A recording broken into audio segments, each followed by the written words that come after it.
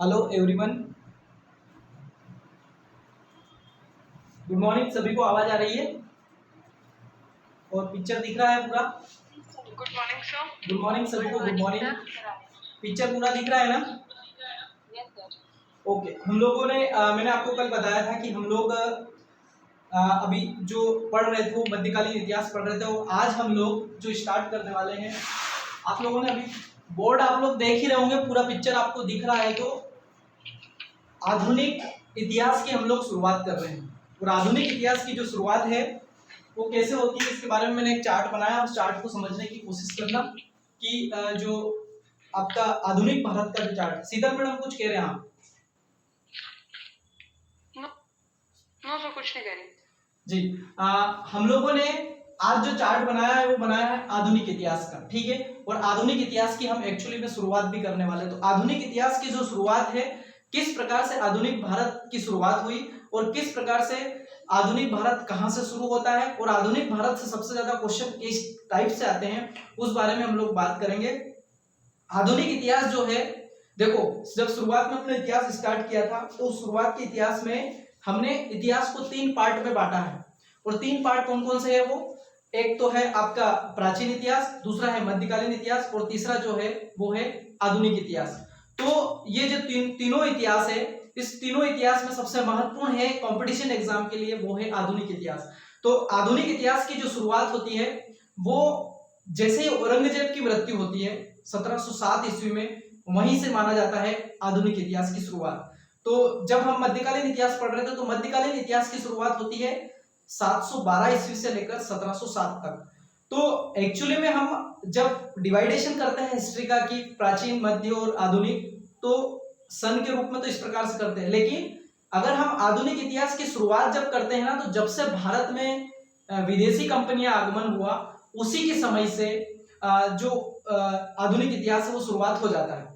तो अगर आप यहाँ पर इस चार्ट को आपने गौर से देखा होगा तो आपने देखा होगा कि मैंने एक चार्ट जो बनाया है वो एक सिर्फ एक व्यू है कि हमको क्या क्या चीजें आधुनिक भारत में पढ़ना है। तो आधुनिक भारत की जो शुरुआत में हम लोग देखते हैं वो वहां से होती है कि एक तो औरंगजेब की मृत्यु हुई, और औरंगजेब के बाद किस प्रकार से मुगल काल धराशायी हुआ, वहां से आधुनिक इतिहास की शुरुआत मानी जाती है। लेकिन वो धराशायी क्यों हुआ था, तो उसके पीछे कारण ये कि जैसे जैसे विदेशी लोग भारत में आए, उन्होंने भारत पर यहाँ की जो देसी रियासतें थे उनके बीच में चल रहे मतभेदों का लाभ उठाकर अंग्रेजों ने भारत पर राजनीतिक सत्ता, व्यापारिक सत्ता, सामाजिक रूप से यहाँ पर भारतीय लोगों में अपनी पेड़ बनाना शुरू की थी। तो यही एक आधुनिक भारत की शुरुआत है। तो मैंने एक चार्ट जो बनाया उस चार्ट को आप देखने की कोशिश करें। सबसे पहले क्वेश्चन ये आता है कि आधुनिक इतिहास की शुरुआत कब से मानी गई है, तो 1707 ईस्वी से मानी गई है। और 1707 ईस्वी जो है वो औरंगजेब की जो डेथ होती है वहां से इस आधुनिक भारत की शुरुआत होती सन के रूप में। लेकिन अगर आपसे ये पूछा जाए कि भारत में आधुनिक इतिहास की शुरुआत यूरोपियन कंपनीज के रूप में कब हुई, तो ये चली जाएगी 300 साल पहले, 1498 में। कैसे? क्योंकि भारत में पहला पुर्तगाली जो नाविक आया था, वहीं से भारत में विदेशी कंपनियों का आगमन शुरू हो गया था। तो दोनों में थोड़ा सा मतभेद हो सकता है, लेकिन चूंकि डिवाइडेशन जो किया गया है इतिहासकारों ने वो किया है सन के रूप में ही, ठीक है। तो पहला क्वेश्चन ये आता है आधुनिक इतिहास की शुरुआत कब मानी जाती है? 1707 ईस्वी से। कब तक? तो 15 अगस्त 1947 तक तो है ही सही। हेलो, 15 अगस्त 1947 तक तो है ही सही। लेकिन अगर इसको हम आज तक भी कहें तो वैसे कोई दिक्कत नहीं। आयुष मैडम आप कुछ कह रहे? क्योंकि बोर्ड दिखना बंद हो गया। अब मैंने 2-3 चीजें इसमें लिखी है। देखो, सबसे पहली चीज लिखी है कि यूरोपियन कंपनियों का भारत आगमन। दूसरा मैंने लिखा है मुगल साम्राज्य का विघटन एवं उत्तराधिकारी राज्य। तीसरा लिखा है मैंने अंग्रेजों की भारत विजय, जिसमें, और चौथा लिखा है दास्ता का बंधन। उसके अलावा हमने यहाँ पर 5वां लिखा है राष्ट्रवादी जागरण, और छठा लिखा है स्वतंत्रता संग्राम। इन सब के आधार पर आधुनिक इतिहास टिका हुआ है, और यहीं से आधुनिक इतिहास में किस टाइप से क्वेश्चन आते हैं उसके बारे में हम लोग पढ़ेंगे। तो सबसे पहले बात आती है यूरोपियन कंपनियों का भारत आगमन। तो उसके पहले मैं आपको बता देता हूँ मुगल साम्राज्य का विघटन और मुगल साम्राज्य की क्योंकि उसके बाद हम लोग इसको देखें। मुगल साम्राज्य का विघटन, आपने देखा होगा कि जब मुगल साम्राज्य में औरंगजेब जब शासन कर रहा था तो उसके पास 21 सूबे उस समय थे, जो कि मुगल साम्राज्य के सबसे ज्यादा सूबे थे। उसमें जब उनके उनके भाइयों के मध्य उत्तराधिकारी का युद्ध होता है, और जब खास करके औरंगजेब के बेटों के मध्य जब उत्तराधिकारी का युद्ध होता है, तो वहां पर क्या होता है कि जैसे ही औरंगजेब की मृत्यु होती है तो एक यूं कह सकते हैं हम एक ऐसे व्यक्तित्व का शासक बनता है जो कि औरंगजेब के शासन को उसी तरीके से आगे नहीं ले जा पाता। जैसे 1707 में जैसे ही औरंगजेब की मृत्यु होती है, बहादुर शाह जफर प्रथम एक शासक बनता है जो सिर्फ 5 साल रहता है, लेकिन एक अयोग्य शासक कह सकते हैं जो कि अपने सत्ता को उस टाइप से नहीं चला पाता। लेकिन उसके पीछे और भी कई कारण है औरंगजेब के बीच में ही कि किस प्रकार से मुगल साम्राज्य विघटित हुआ। कि मुगल साम्राज्य में जो सत्ताधारी लोग थे वो कहीं ना कहीं औरंगजेब के प्रति वफादार तो थे, लेकिन फिर भी कहीं ना कहीं ऐसा था कि वो अपना एक स्वतंत्र राज्य चाहने लगे थे। भले उसके बहुत सारे राजपूत सेनापति थे या बहुत सारे उसके सूबे के सूबेदार थे, वो ये चाह रहे थे कि हम किसी न किसी तरीके से अपने राज्य को स्वतंत्र कर लें। तो उसी के राज दरबारी लोग उसके प्रति वफादार होते हुए भी धोखा कर रहे थे। दूसरा, औरंगजेब की जो एक व्यक्तित्व बना हुआ था जिंदा पीर का, वो भी भारतीय मतलब एक तरीके से भारतीय राज में एक ऐसी विघटन करने वाली की ओर लेके गया, क्योंकि उसने ऐसे कुछ आदेश दिए जैसे हिंदुओं के मंदिर तोड़वाना, दूसरा राजपूत नीति जो थी उसको खत्म करवाना, और जजिया कर को पुनः लगाना। तो ये सब चीजें जो विघटन की शुरुआत हुई थी ये तो औरंगजेब के शासनकाल में हुई थी, लेकिन उसके बाद क्या हुआ कि उसके जितने भी उत्तराधिकारी आए वो एक अयोग्य शासक हुए, और अयोग्य शासक होने के कारण मुगल साम्राज्य का पतन शुरू हुआ। और मुगल जो साम्राज्य का पतन शुरू हुआ उसमें सबसे बड़ा योगदान था वो था अंग्रेजों का भारत में प्रवेश करना। तो उस पर मैं आऊंगा, लेकिन मुगल साम्राज्य का विघटन शुरू हुआ, उसमें उत्तराधिकारी राज्य कौन कौन से बने देखो, अवध बना, हैदराबाद बना, ठीक है, मैसूर बना, कर्नाटक मैसूर बना, उसके बाद तंजौर बना, उसके बाद इलाहाबाद बना, दिल्ली अलग बना, और सिंधियाओं ने अपनी जो रियासत थे वो अलग की। इस प्रकार से देखा जा सकता है कि जो मुगल साम्राज्य था उसमें विघटन और उत्तराधिकारी किस प्रकार से अलग अलग हुए, ये सब देखने को मिलता है आपको इस मुगल साम्राज्य के विघटन में। तो आधुनिक भारत के इतिहास की शुरुआत में माना जाता है कि किस प्रकार से मुगल साम्राज्य का विघटन हुआ। एक क्वेश्चन यहाँ से मेंस में ये आता है कि मुगल साम्राज्य का विघटन किस प्रकार हुआ, यह क्वेश्चन ये आता है मुगल साम्राज्य के विघटन के कारण लिखिए। तो ये सारी चीजें हमने देखी है, ये कारण उसमें आते हैं, लेकिन हमारे लिए महत्वपूर्ण बात अभी के लिए यहाँ पर यह है कि मुगल साम्राज्य का विघटन कहाँ से शुरू होता है, तो औरंगजेब की मृत्यु के बाद शुरू होता है। अगर आपसे क्विकली कोई क्वेश्चन ये पूछता है कि औरंगजेब के मरने के बाद मुगल साम्राज्य का विघटन कहाँ से शुरू होता है, तो औरंगजेब के शासनकाल से शुरू होता है। क्यों होता है, तो उसके पीछे कारण है अयोग्य उत्तराधिकारियों का होना, ठीक है, ये एक इसका सिंपल सा आंसर होगा। अब फिर से मैं आता हूं इस यूरोपियन कंपनी का भारत आगमन में। तो देखो इसके बारे में मैं थोड़ा सा प्री हिस्ट्री बता देता हूं आपको। 13वीं और 14वीं शताब्दी में यूरोप में एक पुनर्जागरण चल रहा था, और पुनर्जागरण इस प्रकार का था कि वहां पर एक वैज्ञानिक सोच डेवलप हो रही थी यूरोप में। आपने देखा हो यूरोपियन पुनर्जागरण, जो कि पिछली पीएससी में एक सिलेबस में था विश्व इतिहास, उसमें था यूरोपियन पुनर्जागरण। तो जब भारत में यूरोप में एक पुनर्जागरण का आगाज चल रहा था, उस समय वहां पर एक वैज्ञानिक सोच डेवलप हो रही थी, और वैज्ञानिक सोच डेवलप होने के साथ साथ भी वहां के जो यूरोपियन लोग थे वो विश्व में एक नई खोज की ओर उत्सुक हो रहे थे। तो जब वो नई खोज की ओर उत्सुक हो रहे थे, उस समय यूरोप के कई देशों के नाविक लोग जो थे वो नई खोज के लिए अपनी नाव ले लेकर बाहर निकलने लगे। तो जब ये शुरुआत हुई, नई खोज की शुरुआत हुई, और ये शुरुआत इसलिए हुई थी कि 1451 में तुर्की में एक युद्ध हुआ था, और युद्ध में यह हुआ था कि यूरोपियन कंट्रीज जो थी वो सब मतलब एक तरीके से आडंबरों में फंसी हुई थी। तो तुर्की युद्ध में उनको ये समझ में आया कि आडंबर, ये धार्मिक आडंबर जो सारी चीजें हैं, ये किसी भी विभीषिका को नहीं बचा सकते।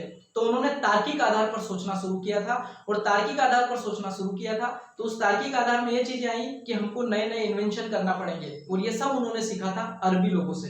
तो 1451 के बाद यूरोपियन कंट्रीज में पुनर्जागरण युग की शुरुआत हुई, और उस पुनर्जागरण युग की शुरुआत का भारत में यह प्रभाव पड़ा कि भारत में विदेशी कंपनियां आना शुरू हुई। चूंकि आपने देखा होगा कि 1492 में एक कोलंबस करके एक नाविक था जो कि यात्रा पर निकला था। वो निकला कहीं और था लेकिन वो जा गया अमेरिका में। तो जब वो अमेरिका में गया तो 1492 में अमेरिका की खोज का श्रेय उसको दिया जाता है। अमेरिका की खोज किसने की? कोलंबस ने की। कब की? 1492 में की। उसको उसने एक नई दुनिया नाम दिया था। ठीक है, तो ये याद रखिएगा। तो ये उससे मैं इसलिए जोड़ के बता रहा हूं कि उसी समय एक पुर्तगाली नाविक था जो कि भारत की ओर आ रहा था। लेकिन उससे पहले एक चीज और ये है कि किस प्रकार से यूरोप में एक भौगोलिक खोज की जो धारणा चल रही थी, उसमें अलग अलग देश के नागरिक अलग अलग मतलब समुद्र में अपने अपने क्षेत्रों में, या यूं कह सकते हैं कि अपने अपने रास्तों की ओर जा रहे थे। तो ये सब जब खोजें शुरुआत हुई तो वहीं से यूरोप के जो लोग थे वो अलग अलग देशों में जाना शुरू हुए, और उसी में एक जो पुर्तगाली नाविक था जिसका नाम था वास्को डी गामा, 1498 में वो भारत आया था। तो भारत में यूरोपियन आगमन की जो शुरुआत हुई है वो शुरुआत हुई है जब भारत में वास्को डी गामा नाम का नाविक जो कि पुर्तगाल का था 1498 में केरला के निकट या केरला के एक बंदरगाह पर या केरला के समुद्र तट पर जहां पर कालीकट बोला जाता है उसको, वहां पर आया था। और वहां का एक हिंदू राजा था जिसका नाम था जम्बूरिन, उसने उसका स्वागत किया था। तो यूरोपियन कंपनी में आगमन में क्वेश्चन यहां से आता है कि सबसे पहला कौन से देश का यूरोपियन व्यक्ति भारत में आया था? तो वास्को डी गामा आया था। कहां से आया था? तो पुर्तगाल से आया था। तो ये पुर्तगाली नाविक ही बाद में दूसरे देश के जो लोग थे उनको आकर्षित करने में सफल होता, और सफल इसलिए होता है कि भारत उस समय, दक्षिण भारत जो था वो मसालों के लिए विख्यात था, मसाला व्यापार के लिए विख्यात था। और जो यूरोप कंट्री लोग भारत में आए, यूरोप के जितने लोग कंट्री भारत मतलब जितने भी लोग भारत में आए यूरोप के, वो इस मसाला व्यापार के लिए आकर्षित हुए थे।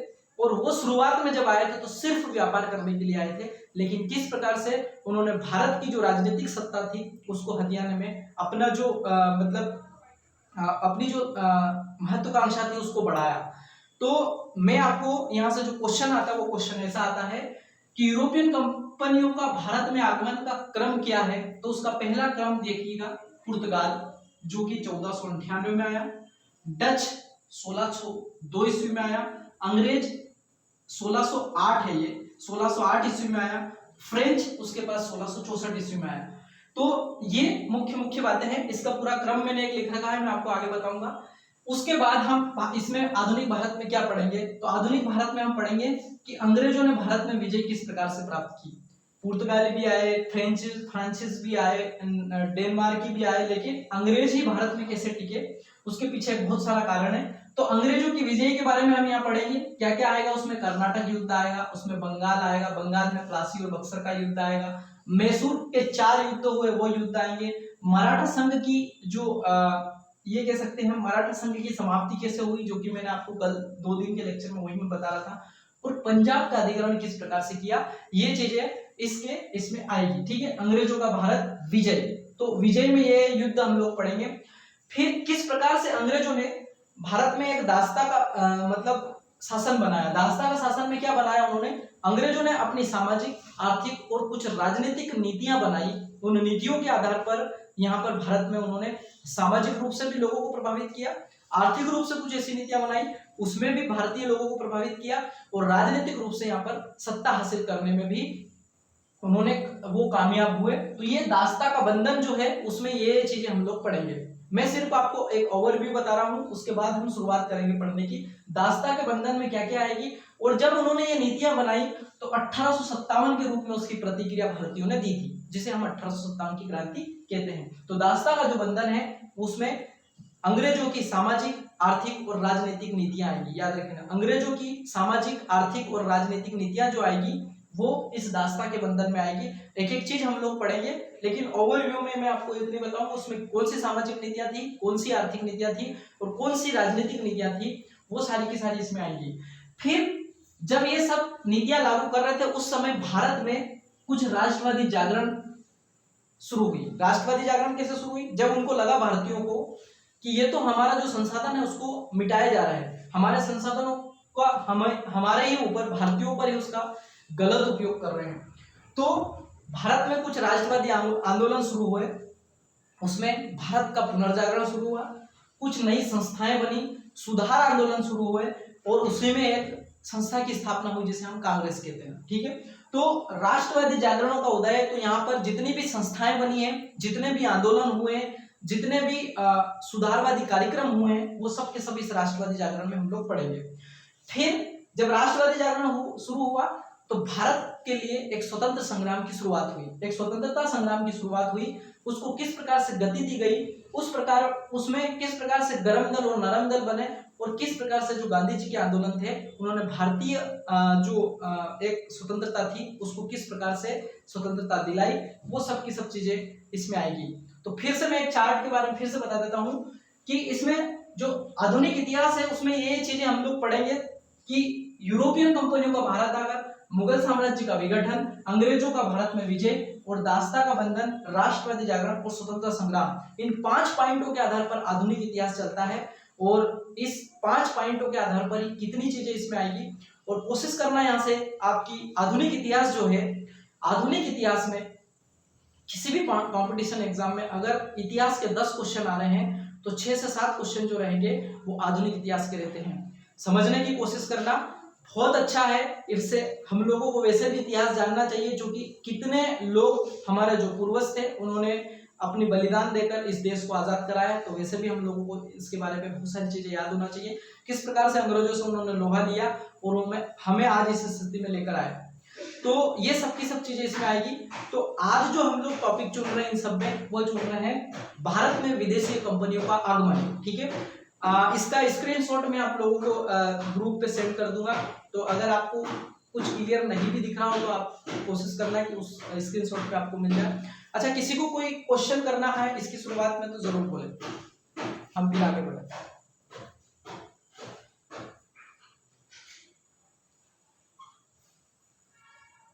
हेलो,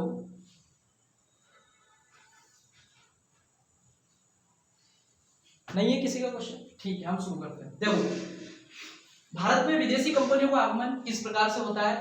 तो यहां से मैंने एक चार्ट बनाया है, कंपनी का नाम, देश, स्थापना, गवर्नर और फैक्ट्री।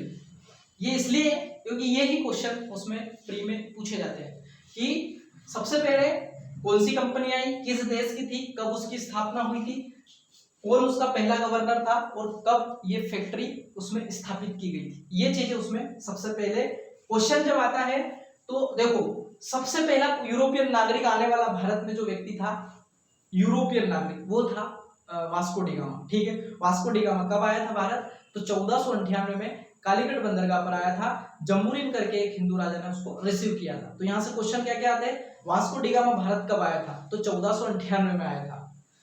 फिर किस देश से आया था? तो पुर्तगाल से आया था। फिर क्वेश्चन ये आता है कि उसको किस राजा ने रिसीव किया था? जम्बूरिन नाम के राजा ने रिसीव किया था। किस बंदरगाह पर आया था? तो कलिकट बंदरगाह पर आया था। ये सारे के सारे फैक्ट वास्को डी गामा से जुड़े हुए हैं। अब वास्को डी गामा जब आया था तो वो सिर्फ व्यापार करने के लिए यहाँ पर आया था, लेकिन उसने यहाँ पर फैक्ट्री मतलब वो नहीं की थी। वो आया, यहाँ पर देखा उसने और वो वापस चला गया।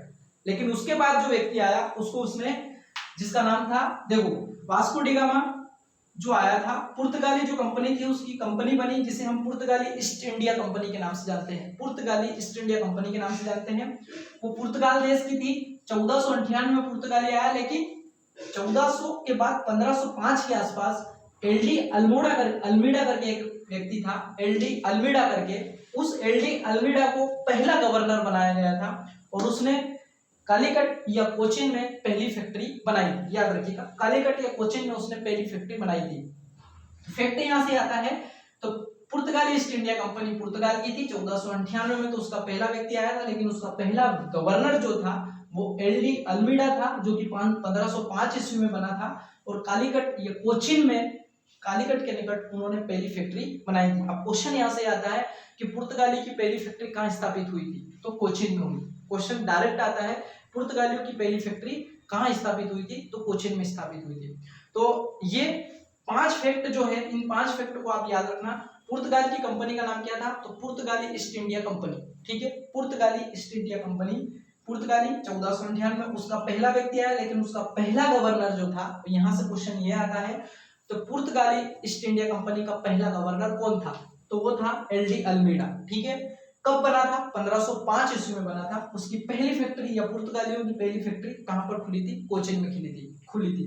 तो ये जो फैक्ट है, 5 फैक्ट के आधार पर हम विदेशी कंपनियों को कौन सा क्रम कब आया।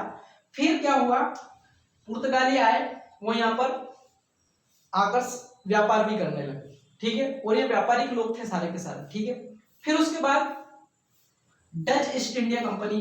अब ईस्ट इंडिया क्यों है, ईस्ट इंडिया क्यों नाम दिया गया, देखो जो यूरोपियन लोग थे वो हमको क्या बोलते हैं, पूर्वी लोग बोलते हैं, और हम उनको क्या बोलते हैं, पश्चिमी लोग बोलते हैं, ठीक है। पश्चिमी और पूर्वी का कॉन्सेप्ट ये है कि पृथ्वी को, जो ग्लोब देखा होगा आपने, तो एक जीरो देशांतर रेखा है, जीरो देशांतर रेखा। तो जीरो देशांतर, जिधर से सूर्य उग रहा है उसको हम पूर्वी देशांतर बोला जाता है, और जिधर सूर्य अस्त होता है उसको हम पश्चिमी देशांतर बोलते हैं। तो हम लोग इस जीरो देशांतर के उधर के देशों को सब हम पश्चिमी कल्चर मानते हैं, और वो लोग हमको पूर्वी मतलब पूर्वी लोग मानते हैं। तो जितने भी यूरोप में कंपनियां बनी थी, वो कंपनियां पूर्व में व्यापार करने के लिए बनाई गई थी। उसमें इंडिया में ही नहीं आए थे वो श्रीलंका में भी आए थे, वो इंडोनेशिया में भी आए थे, वो म्यांमार में भी आए थे, वो चाइना में भी आए थे, ये सब के सब पूर्वी देश से, ठीक है। वो पाकिस्तान में भी आए थे, उस समय पाकिस्तान नहीं था, अफगानिस्तान नहीं था, लेकिन जितने भी पूर्वी देश थे वो सब इसमें आते थे, ठीक है। तो इसीलिए इनकी सभी कंपनियों के नाम में ईस्ट इंडिया आएगा, और ईस्ट इसलिए आएगा कि पूर्वी देश की ओर उन्होंने क्या किया था। तो डच ईस्ट इंडिया कंपनी जो कि नीदरलैंड की थी, जिसका एक नाम अभी फिलहाल में हॉलैंड भी है, ठीक है। हॉलैंड और नीदरलैंड दोनों ही जो देश है, उन दोनों एक ही देश है। तो Dutch East India Company Netherlands की थी, जो कि 1596 में, मतलब लगभग 100 साल बाद, वास्को डिगामा के 100 साल बाद, यह कह सकते हैं हम 98 साल बाद ये लोग भारत में आए। तो Dutch East India Company Netherlands से आई थी। अगर नीदरलैंड ऑप्शन में नहीं हो रहा, अगर हॉलैंड हो तो भी उसका सही है। और इसका पहला जो गवर्नर था वो कार्नेलियस हाउटमैन था, नाम याद रखिएगा, Cornelius Houtman Dutch East India company का पहला गवर्नर था, जिसकी पहली फैक्ट्री मछलीपट्टनम में मतलब स्थापित की गई थी। कहीं पे मसूलीपट्टनम लिखा है, कहीं पे मछलीपट्टनम लिखा है, तो वो एक ही नाम है, इंग्लिश में कैसा पढ़ा जाता है इसी हिसाब से उसको लिखा जाता है। तो Dutch East India Company Netherlands से आई थी 1596 में। कार्नेलियस हाउटमैन इसका पहला गवर्नर था, और मछलीपट्टनम में इन्होंने पहली फैक्ट्री क्या की थी, ये पहली फैक्ट्री स्थापित की थी। तो पहले कौन आया, पुर्तगाली, दूसरे कौन आया, डच। अब तीसरे नंबर पर आए थे अंग्रेज, और अंग्रेज बहुत महत्वाकांक्षी लोग थे। अंग्रेजों ने भारत पर राज करने के लिए इन सारे जितनी विदेशी कंपनियां, इनको यहाँ से बाहर भगाया। इवन बाहर ना भगाते उन्होंने छोटी छोटी जगह इनको खुद को सौंप दी। तो जब अंग्रेज भारत में आए, तो अंग्रेजों की कहानी तो बहुत बड़ी है, आप लोगों ने देखा होगा कि भारत में या ब्रिटेन में जब एलिजाबेथ करके वहां की जो रानी थी, उसने एक कंपनी का निर्माण कराया 1600 ईस्वी में, जिसे ईस्ट इंडिया कंपनी के नाम से जाना जाता है। ईस्ट इंडिया कंपनी का बहुत बड़ा नाम है वैसे, मर्चेंट ऑफ, मैं आपको पीडीएफ भेजूंगा, उसमें पढ़ लेना आप लोग, ठीक है। तो ईस्ट इंडिया कंपनी स्थापित की, और उसने पूर्वी एशिया की ओर व्यापार करने के लिए उसको भेजा। लेकिन कंपनी को तो भेज दिया, उसमें 200-250 लोग आए थे उनके जहाज में। जब ईस्ट इंडिया कंपनी भारत में आई, उन्होंने यहाँ पर व्यापार करने के लिए, उसका एक कैप्टन था जिसका नाम था कैप्टन हॉकिंस। उस समय भारत पर मुगल शासक के रूप में जहांगीर शासन कर रहा था, तो जहांगीर से वो अनुमति लेने के लिए गया भी सही, लेकिन कैप्टन हॉकिंस को वो अनुमति देने से मना कर देते हैं। तो कैप्टन हॉकिंस फिर चला जाता है, लेकिन जब तक ब्रिटेन में वहां की महारानी की जगह राजा बन जाता है, जिसे जेम्स प्रथम के नाम से जाना जाता है। तो वहां का जो राजा था वो फिर एक पत्र लिखता है जहांगीर के नाम, और भेजता है वहां से एक नए व्यक्ति का, जिसका नाम था टॉमस रो। और टॉमस रो बहुत चतुर व्यक्ति था, एक चातुर बुद्धिमान व्यक्ति था। उसने जहांगीर के पास जाने से पहले उसके राज दरबार में वो जाता है, उसकी वाइफ के पास जाते हैं और उसके जो मंत्री लोग रहते हैं, उसके जो बड़े बड़े पद पर जो जिसकी बात जहांगीर मानता है, वो उनके पास यूरोपियन जो वस्तु थी, यूरोपियन जो एक तरीके से वहाँ का फल फ्रूट था, उसकी सजी हुई थाली लेकर उसकी पत्नी के पास जाता है। और जब वो वहाँ जाता है तो उनको पहले भेंट स्वरूप बहुत सारी स्वर्ण मुद्राएं वगैरह वगैरह जो भी है सब देता है। तो जब ये सारी चीजें देता है तो जो उसकी पत्नी थी उससे धीरे से वो बात बोल देता है कि मुझे एक छोटी सी जगह चाहिए यहाँ पर व्यापार करने के लिए। तो चूंकि भारतीय परंपरा में पत्नी की बात को पति टालता नहीं है, आप लोग सब जानते हो, ठीक है, नहीं जानते तो जान जाएंगे आगे टाइम पे आओगे जब, ठीक है। तो ईस्ट इंडिया कंपनी में जब टॉमस रो भारत आया था तो टॉमस रो जहांगीर से अनुमति लेने में कामयाब हुआ और उसको सूरत में उसने पहली फैक्ट्री अपनी स्थापित करवाई थी। तो क्वेश्चन वैसे कई जगह पे लिखा होगा 1609 ईस्वी में सूरत में पहला प्रयास किया गया था, इसलिए अंग्रेजों की पहली फैक्ट्री जो थी वो सूरत में स्थापित की गई थी, ठीक है। तो क्वेश्चन यहाँ से यही आता है। तो देखो ईस्ट इंडिया कंपनी जो थी, मैंने आपको छोटी सी हिस्ट्री बता दी, ये ब्रिटेन से आई थी। ब्रिटेन में उस समय दो प्रकार के राज हो गए थे। एलिजाबेथ ने जो भेजा था कैप्टन हॉकिंस को, वो कैप्टन था उस जहाज का, ठीक है। ड्रैगन करके एक जहाज था, उस जहाज से वो लोग आए थे, ठीक है। तो ब्रिटेन की कंपनी थी, 1600 ईस्वी में रानी एलिजाबेथ ने इसे व्यापार करने के लिए ईस्ट इंडिया की ओर, मतलब ईस्ट एशिया की ओर भेजा था। उसका कैप्टन हॉकिंस जो था 1609 में वो जहांगीर के पास गया था, लेकिन अनुमति लेने में कामयाब नहीं हुआ। टॉमस रो जब आया वो अनुमति लेने में कामयाब हुआ। तो इस प्रकार से इन्होंने जो पहली फैक्ट्री स्थापित करने का जो पहला प्रयास किया था वो सूरत में किया था, ठीक है। इसलिए कहा जाता है अंग्रेजों की पहली फैक्ट्री या कोठी कहाँ पर खोली गई थी, तो सूरत में खोली गई थी। क्वेश्चन जो यहाँ से आता है वो क्वेश्चन यही आता है कि अंग्रेजों की पहली फैक्ट्री कहाँ स्थापित की गई थी, तो सूरत में स्थापित की गई थी।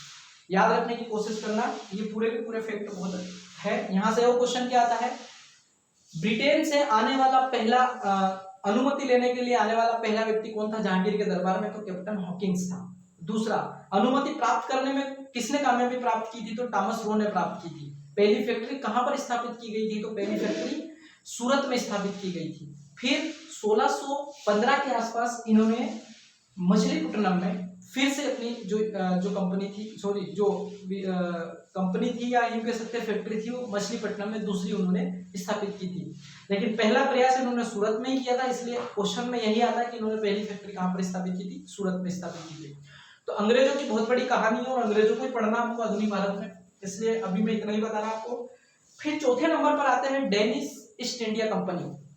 तो Danish east India company, Danish जो कि एक डेनमार्क देश है, और डेनमार्क आपने देखा होगा एक छोटा सा देश है समुद्र किनारे, वो उसकी भी एक कंपनी लेके निकला। जब वो वहां से निकला तो 1616 ईस्वी में वो भारत में आया था। 1616 ईस्वी में 1616 ईस्वी में उसने भारत में प्रवेश किया और उसका पहला व्यक्ति जो था, उसका पहला गवर्नर जो था वो था डहस्टमान। याद रखिएगा, पहला जो व्यक्ति था वो उसका नाम था, जो पहला गवर्नर था वो डहस्टमान था। और इन्होंने अपनी पहली फैक्ट्री ट्रांकबोर या टंकनबोर तंजौर में स्थापित की थी। याद रखना, ट्रांकबोर लिखा हुआ है कहीं पे, ट्रांजनबोर लिखा हुआ है, और वो है तंजौर, और तंजौर पड़ता है दक्षिण भारत में। आप देखना जितनी की जितनी भी फैक्ट्रियां हैं, ये सब फैक्ट्रियां दक्षिण भारत में स्थापित हुई थी, क्योंकि आने का एकमात्र समुद्री मार्ग था वो था अरब सागर, ठीक है। एक क्वेश्चन यहाँ से ये भी आता है कि भारत के लिए समुद्री मार्ग की खोज करने वाला पहला व्यक्ति कौन था, तो जो पुर्तगाली नाविक जो था वास्को डी गामा, वो ही भारत में आने वाला पहला पुर्तगाली नाविक था, वही समुद्री मार्ग की खोज करने वाला क्वेश्चन उससे आता है। कितने क्वेश्चन वास्को डी गामा से आते हैं कि भारत में समुद्री मार्ग की खोज करने वाला, भारत में आने वाला पहला यूरोपियन नागरिक, भारत में एक तरीके से ये कह सकते हैं हम कि व्यापार करने के लिए आने वाला पहला व्यक्ति, या भारत के लिए ये कह सकते हैं हम लोग कि यूरोप से भारत की ओर आने वाला पहला व्यक्ति। कितने तरीके से घूम फिर के क्वेश्चन पूछे जाते हैं और सन पूछा जाता है, तो सन है 1498, ठीक है। तो फिर से मैं वहां चला गया था। Danish east India company Denmark की 1616 ईस्वी में डस्टमान करके इसका पहला गवर्नर था, और इन्होंने ट्रंकबोर तंजौर में अपनी पहली फैक्ट्री स्थापित की थी। तो क्वेश्चन अब यहाँ से आता है कि डच लोगों ने अपनी पहली फैक्ट्री कहां पर डेनिश लोगों ने अपनी पहली फैक्ट्री कहां पर स्थापित की थी, तो तंजौर में स्थापित की थी। याद रखने की कोशिश करना, बहुत इंपॉर्टेंट फैक्ट है। और अंत में आते हैं फ्रांस के लोग, जिसे हम फ्रांसीसी कहते हैं। फ्रांसीसी ईस्ट इंडिया कंपनी के नाम से जानी जाती है। फ्रांसीसी लोग जब भारत में आते हैं तो सबसे पहले बाद में नींद खुलती है इनकी, और ये भारत में आते हैं। इनको भी पता चलता है कि यूरोप के इतने देश ईस्ट की ओर जा रहे हैं, और पता चला है कि उस समय इनको ये पता चल गया था कि भारत सोने की चिड़िया है। वैसे भारत सोने की चिड़िया तो मध्यकालीन इतिहास में था कि मोहम्मद गोरी और गजनवी करके जो व्यक्ति आए थे मध्यकाल में, उस समय बोला जाता था भारत सोने की चिड़िया। आधा तो उन लोगों ने मध्यकालीन इतिहास में लूट लिया था, बाकी जो बचा था वो आधी सोने की चिड़िया वो लूट ले गए थे, आधी सोने की चिड़िया इन्होंने लूटी। तो जब फ्रांसीसी लोग आए, इनकी सबसे बाद में नींद खुली। फ्रांस से आए थे 1664 में ये लोग आए थे। उस समय वहां पे लुई 14वां, लुई 15वां, इन लोगों का राज फ्रांस में चलता था, ठीक है। और उसी समय फ्रांसीसी क्रांति भी हुई थी, उसके 100 साल बाद हुई थी। लेकिन फ्रांसीसी जो लोग थे वो 1664 में भारत आया था। और फ्रांसिस मार्टिन करके इनका पहला गवर्नर था, जिसने पांडिचेरी की स्थापना की। क्वेश्चन यहाँ से आता है कि पांडिचेरी की स्थापना किसने की? तो फ्रांसीसी मार्टिन करके जो व्यक्ति है उसने पांडिचेरी की स्थापना की।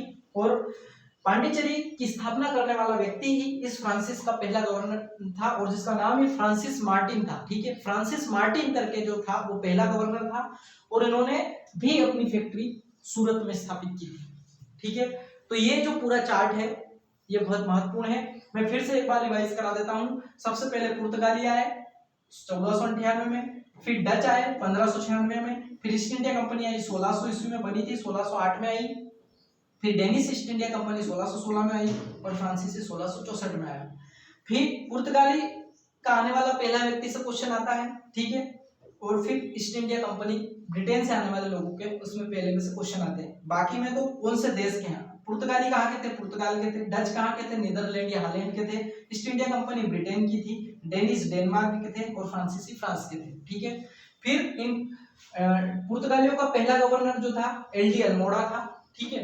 डच का पहला गवर्नर कार्नेलियस हाउटमैन था, और अंग्रेज में पहला गवर्नर वैसे तो जो था वो बक्सर के युद्ध में आपने देखा होगा, बक्सर के युद्ध वाला जो व्यक्ति रहता है वो पहला गवर्नर रहता है। लेकिन वहां से क्वेश्चन इसमें पहली बार में हॉकिंस और टॉमस रो आता। तो हाँ, टॉमस रो जो रहता है वो तो कप्तान रहता है, सॉरी हॉकिंस जो रहता है वो तो कप्तान रहता है जहाज का, लेकिन टॉमस रो जो रहता है उसको भेजने वाला जो जेम्स प्रथम रहता है वो इसको भेजता है घोषणा पत्र के साथ। लेकिन इसका जो गवर्नर का अगर बात आए तो वो तो बंगाल का गवर्नर बना था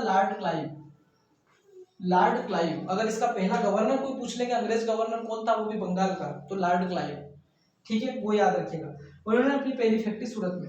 फिर डेनिस का प्रथम गवर्नर जो था डस्टमान था, और फ्रांसीसी का जो पहला गवर्नर था फ्रांसिस मार्टिन था। अब क्वेश्चन यहाँ से आता है इनकी फैक्ट्रियों से। तो पुर्तगालियों की पहली फैक्ट्री कोचिन, फिर जो पुर्तगाली के बाद जो डच आए थे, डच की पहली फैक्ट्री मछलीपट्टनम, फिर अंग्रेजों की सूरत, फिर उसके बाद जो आए डेनिस उनका मछलीपट्टनम, और फ्रांसीसियों की ट्रंक बोर्तंजोर, और एक और जो आए फ्रांसीसी उनकी थी सूरत। तो दो लोगों की तो सूरत है, अंग्रेज और फ्रांस की, याद रखना, दोनों की सूरत में स्थापित हुई थी। सूरत तो दो तो हो गए, सॉरी, सूरत, दूसरा पुर्तगाली हो गए कोचिन, और इसके अलावा डच की हो गई मछलीपट्टनम। तो ये पूरा का पूरा चार्ट जो मैंने आज बताया, इसमें से जो क्वेश्चन आने की संभावना वही है। यूरोपियन कंपनियों का आगमन का क्रम क्या है ये भी आ जाता है कभी कभी।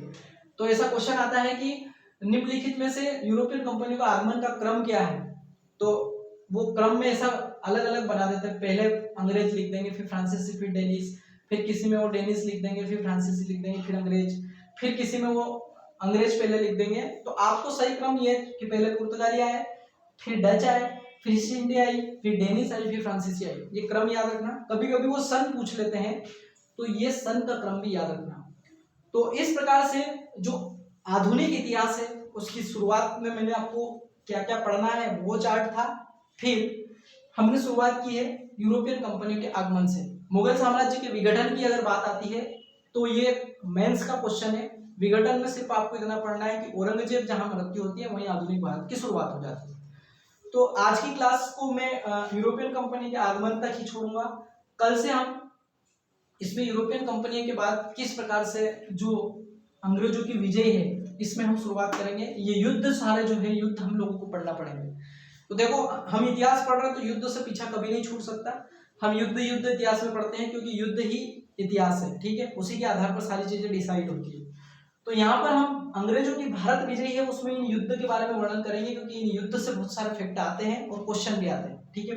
तो इसके लिए मैं आज की जो क्लास है वो यहीं पर मैं पोस्टपोन करूंगा और आप लोगों से फिर यही निवेदन है कि आप इस पूरे चार्ट की जो मैं स्क्रीनशॉट है वो तो मैं आपको भेज दूंगा। आप कोशिश करना, अगर आप पहली बार पढ़ रहे हैं फिर से समझने की कोशिश करना, इस चार्ट को समझने की कोशिश करना। कोई बहुत बड़ी बड़ी बातें यहाँ पर हम लोग देश और राजतंत्र और इस प्रकार से नहीं कर रहे हैं, हम सामान्य बातें कर रहे हैं जो हमारी परीक्षा में काम आएगा, ठीक है। तो सिंपल बातें हम लोगों ने की है। आधुनिक इतिहास कैसे शुरुआत हुई, क्या क्या इसमें होगा, वो सब चीजें एक के बाद एक आपके सामने आती जाएगी। तो इसी के साथ अब मैं अपनी क्लास को समाप्त करता हूँ। जय हिंद, जय भारत।